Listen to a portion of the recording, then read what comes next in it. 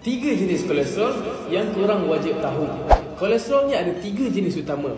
Pertama adalah LDL. LDL tu kolesterol jahat, bawa lemak ke saluran darah. LDL ni macam roadblock lah. So kalau banyak sangat sekatan atas jalan, lagi sesatlah jalan tu. And bertambah stres, darah naik, sakit jantung dan macam-macam lagi lah. Kedua, HDL.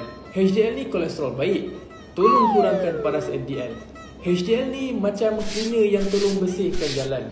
HDL boleh singkirkan LDL dalam saluran darah kita. Jadi, kita punya saluran darah pun jadi normal dan boleh rendahkan risiko penyakit tiga serangkai. Yang ketiga ataupun terakhir, triglycerida. Lemak lebihan dari makanan. Last sekali, triglycerida bagaikan energi berbentuk lemak dalam badan. Tapi kalau berlebihan, akan jadi faktor pada banyak penyakit. Contohnya darah tinggi, sakit jantung dan juga kencing manis. Korang dah tahu apa itu kolesterol? Jagalah paras kolesterol korang. Jangan tunggu sesak nafas baru nak jaga. Kawal kolesterol sebelum terlambat. Nak jaga kolesterol dengan lebih mudah?